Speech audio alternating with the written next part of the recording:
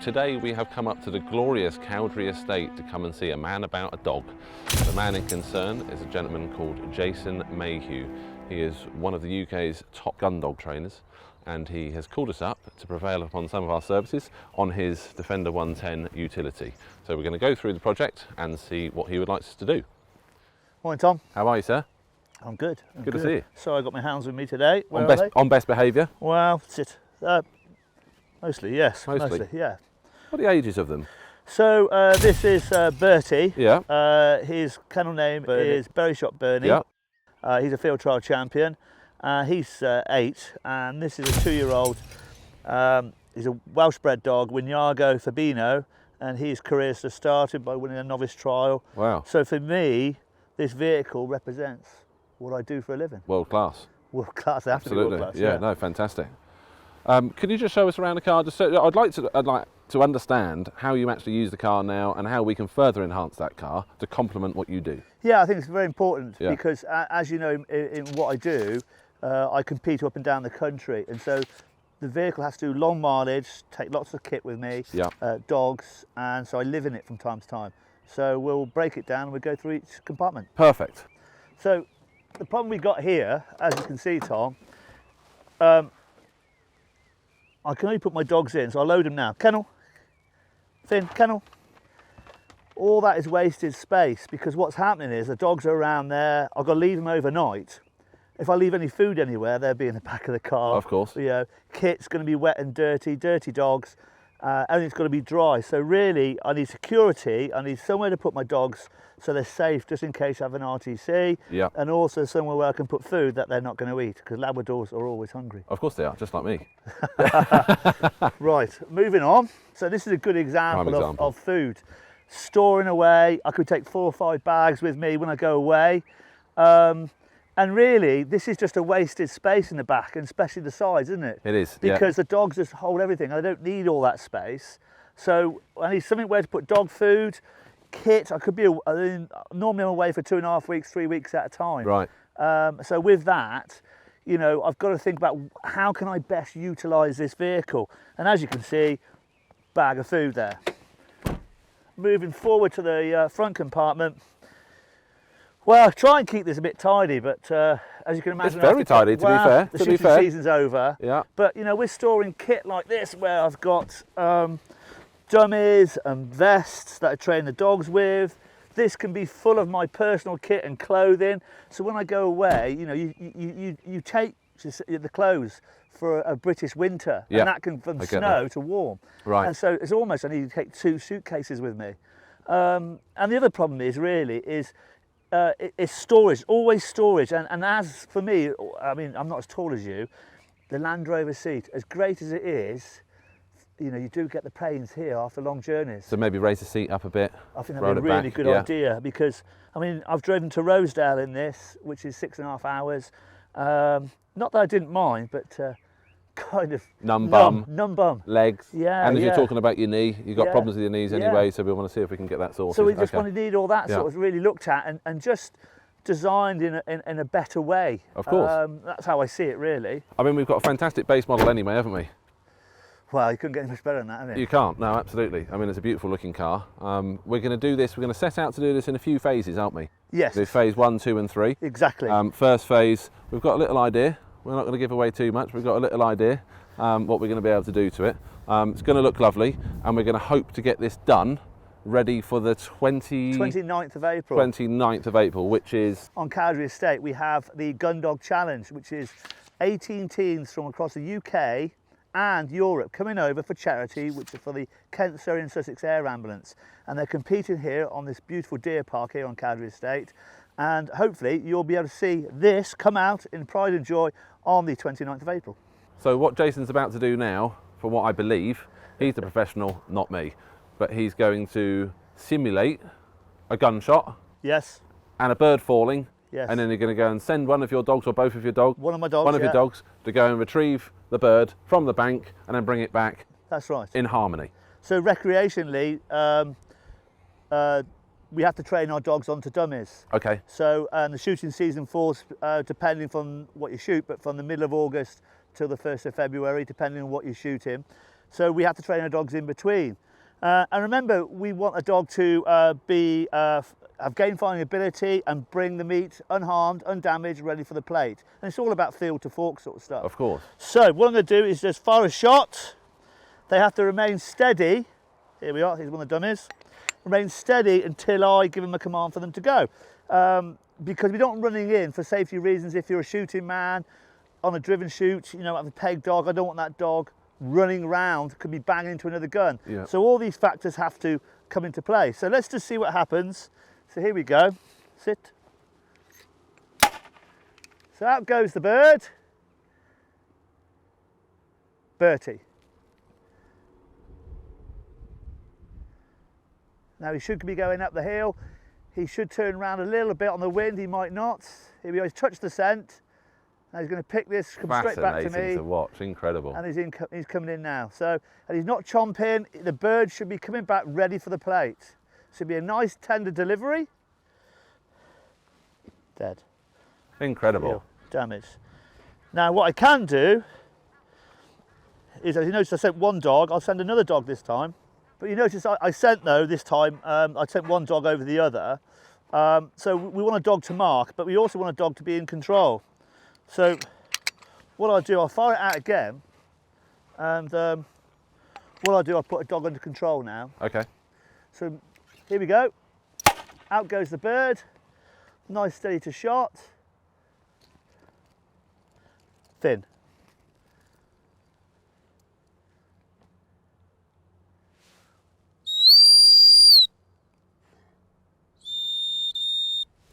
So that was my stop whistle, and then tell him to hunt. He's in an area and he's got to find it. It's just remarkable. It's Simples. such a dark art, isn't it? Simples. Now, do you think, Dead. So obviously they respect you. What is it about that they respect? What is it? Because, you know, from dog training, you see it numerous times where owners are so heavy-handed with the dogs and are beaten black and blue. That's not the way. Not the way. So how do you do that? It's a reward-based system. It's a lot of love and care. Yeah. We still have to sort of tell the dog, or say, no, I don't want that, like that. You know, hey, stop that.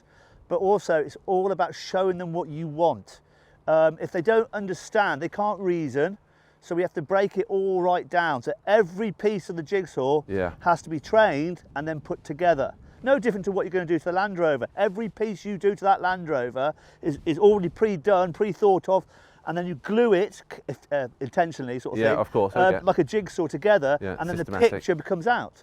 And it's no different. It's that attention to detail, which I said, that's like what Squires have, what I have, which really makes us at the top of our trees. Because, I mean, to be the best, you've got to train harder. Then you're on what I call marginal gains. And that separates you from 90% of the country into that top 10%, 5%, 1%. And for me, that's the detail I'm looking for. I can't be as good on what I'm doing unless I have that attention to detail, which reflects really in Squire's thought process. Now, what I would like to be able to do, if it's possible, is to be able to send the dog myself.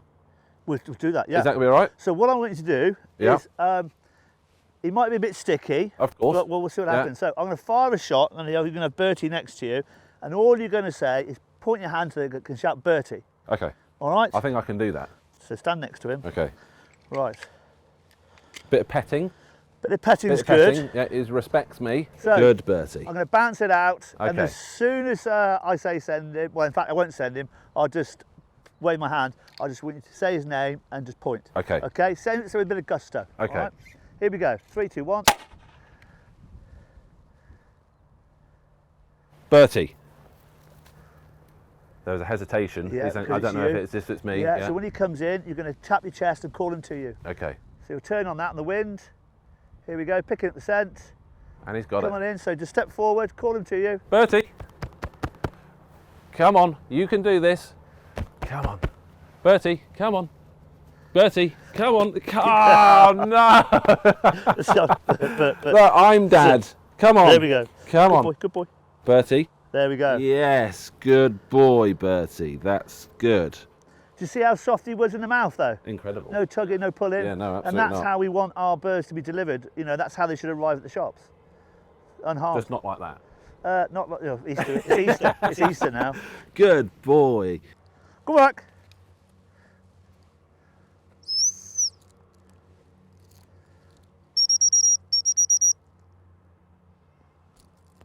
Lost.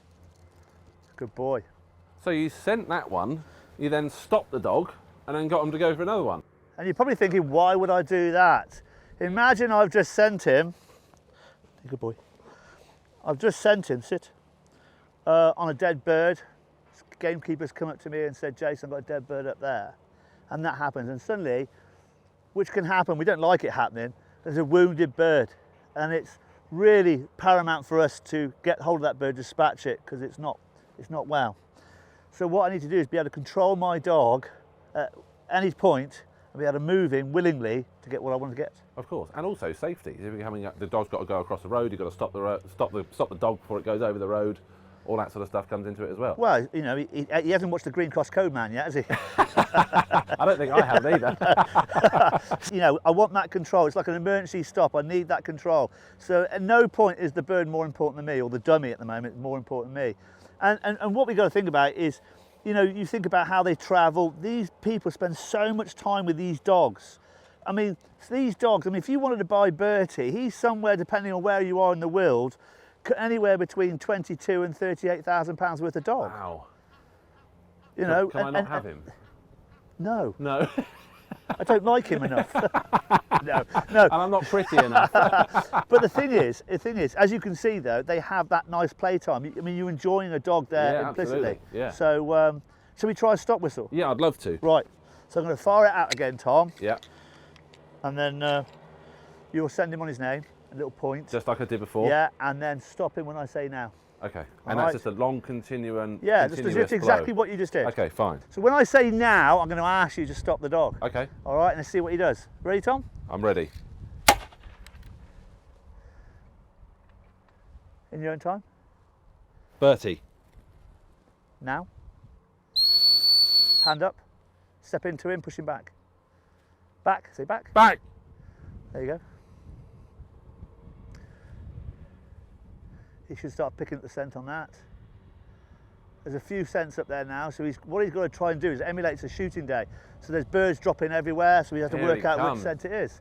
So just call him to you. Come on, Bertie, you can do this. Come to me. Come on, Bertie.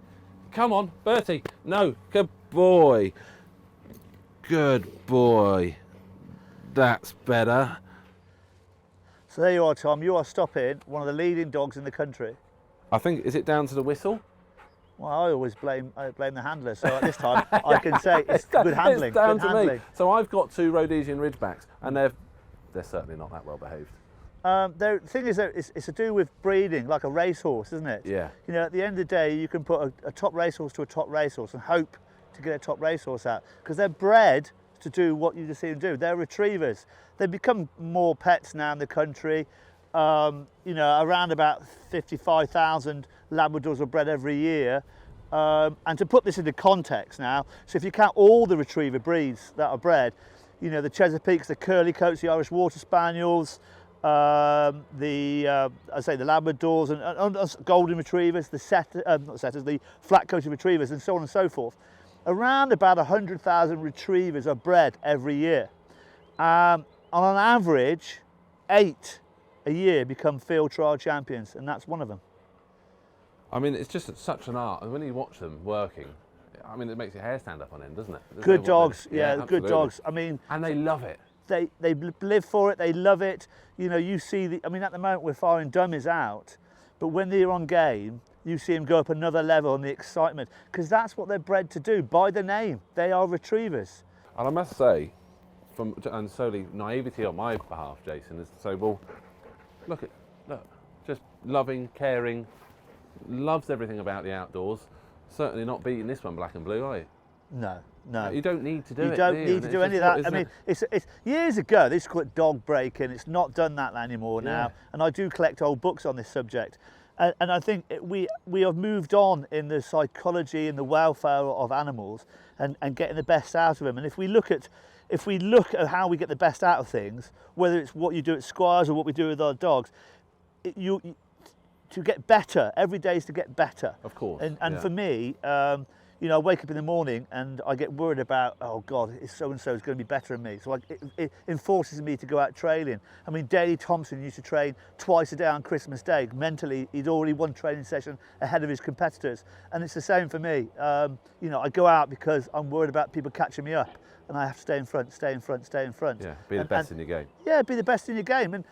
And it's that dirty word of being brilliant, being proud of what you do, because actually we're not very good, we English, in shouting how good we are, but actually there's some really serious good trainers and good handlers out there, much like, you know, Squire's good development of vehicles, making the best out of what we got, and that's where we've got to strive forward to, you know, and that allows me to have tea and biscuits and a beer and a cigar in the evening. Well, I'll join you on that. Jason, I just wanted to say thank you very much for letting me train one of your top dogs. It has been joyful to watch them do what they do best. Not going to claim that I'm the world's best dog trainer yet. But they'll give me a bit of time, and then we'll see where we go. God hates a coward. Yeah. In the meantime, can we go back to the car? Yeah, let's finish off there. Go through what we've got to go. Yeah, and can I have my dog back? What do you reckon, Bertie? Oh God. Finn.